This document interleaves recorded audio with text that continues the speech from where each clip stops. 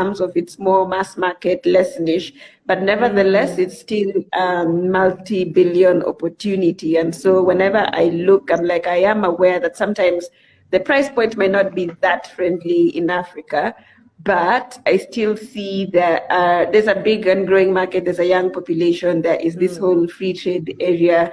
And so I'm also keen to see how our products are going to basically be customized or to fit the African market. And so I'm basically looking at the US, Europe, and Africa and thinking how to get people to be wearing Endas and basically owning the brand as well. So that's from a business perspective. I think something else is making Enda like a cultural product. I don't want it to just be a shoe. And that's something that I've been very particular about, that we have to share the stories or history of Kenya and Africa through this product, so that at the very least, someone is learning something by wearing our product. One of the key things, I think, if you look at African history, we never really had a system of writing history. It was usually oral, or it was passed through dance or something like that. And so I see our brand as being the vehicle through which we are able to still pass down the history and the traditions and the culture,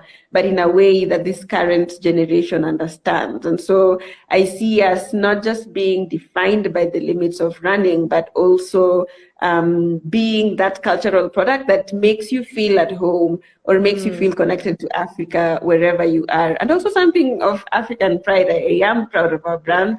I am proud of Africa, and I want something that we can all look to and say, well, if they could do that, so could we. And so, yeah, that's something I'm thinking about a lot in terms of strategy. Yeah, and as City Screw is saying, this is definitely how it changes the storytelling of our continent. It's so important what you're doing. And last week we hosted the founder of Cinewax, who was also trying to change the narrative by sharing more African stories through cinema and through movies. And it is as much as we as African, we are sharing more positive stories about the continent. Slowly the mindset towards Africa will change, and we'll not see it anymore as a philanthropic or charity space, hopefully. Yeah.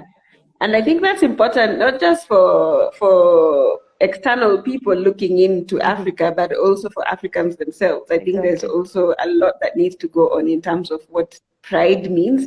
And so I think it goes both ways, mostly being proud of our stories, but also telling our stories in accordance to our own experiences. Exactly. No, I totally agree. And just on the expansion you were discussing, and that would be one of my last questions. Are you facing any challenges, or do you have support from mentors or from I don't know, advisors that can support you to get access to let's say the best support for expansion, to support you in the strategy and the expansion, but also in getting access to additional investors and funding? Yeah, I'd say we have a very strong board of directors. One of the things I recognized coming to this business was that I never made running shoes before, and so I did not come with any knowledge assumptions. It was more of recognizing that there are other people who've done this, and they've done this longer than I ever would, and they've perfected it. And so it makes sense to rely on them as opposed to trying to figure out everything from scratch. And so we rely a lot on our board of advisors. I just kind of like meeting with them monthly, going through what the business is experiencing, having them give us their feedback. One of them including when COVID was happening and we were so worried about the uncertainty and things like that. And I remember one of our advisors basically saying, I've lived through the financial crisis. When people get stressed, they go running more. So you don't need to worry about that. Yeah, but at that point, we were so worried. We were thinking like the business is going to go under. Would we be kind of like, there's just so much uncertainty. And I was really happy when like the advice essentially just came to like whatever it is they were telling us is what happened. And so I do value their feedback. I do have a lot of mentors, some of them not necessarily work related. I think sometimes we focus too much on work True. and we forget that, yeah, like we weren't just created to make money, we have True, to true. build our relations. We have to be there for our communities. We have to, explore hobbies, like do other stuff that's not necessarily work related. And so what was in like the thing is having mentors that basically cover not just the physical, but financial, spirituality, and all that.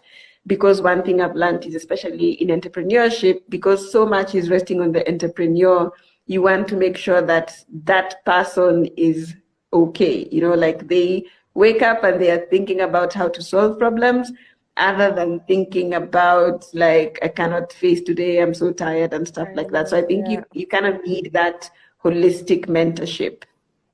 I know, I feel you so much. I also have many mentors, and it helps because you have those ups and downs during the day, and Absolutely. you sometimes you wake up and you think like, I will never be able to face my day. I'll never be able to make it. And you need those wise voice that helps you to keep going. And when you're very Absolutely. excited, you also need them around to keep the excitement with you. So I fully understand. Yeah, that's Yeah. really amazing. Well, let's that was a very inspiring discussion, Nava. Thank you so much for that. And maybe before we leave each other, could you maybe Mhm. tell us which new products you're preparing for the next season? Because I'm very happy with my first product, and I'm Uh-huh. really looking forward to buy other shoes or buy at least.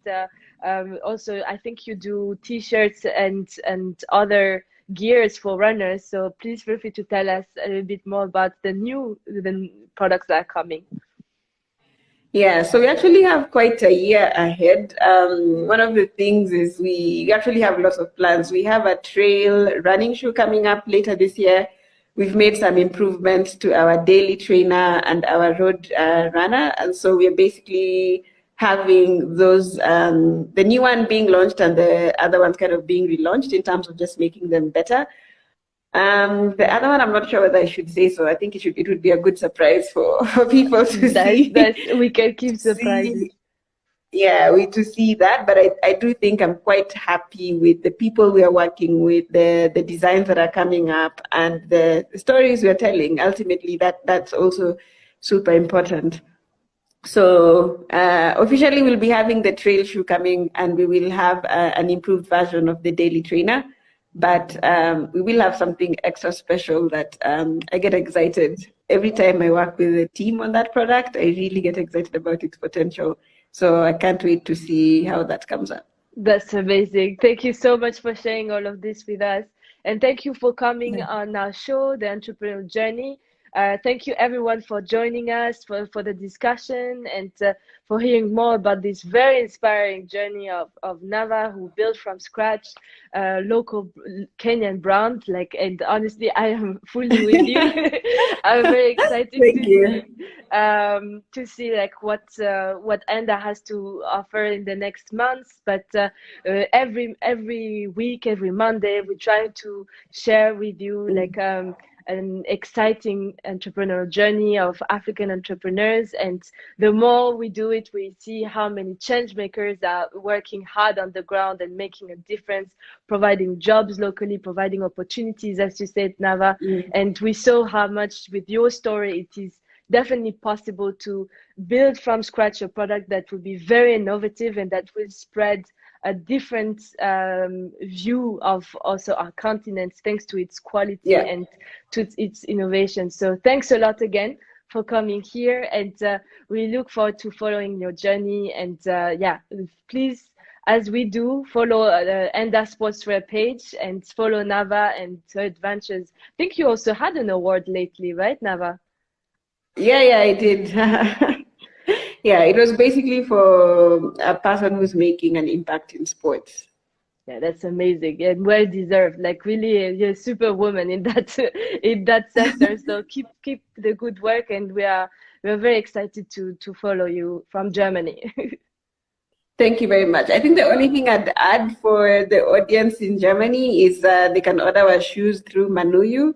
And so Manuyu actually just makes the process that much easier in terms of getting shoes to customers in Germany. So they're awesome partners. I just have to mention them. Yeah, they're also here today, and we really thank them for all the support that they've done online on this discussion. And yeah, it's also amazing to see that we have more and more partners in Europe working together to support African entrepreneurs. So yeah, thanks a lot. And I wish to everybody a very good evening, and see you next week. Thank you. Thank Bye. you. Bye-bye.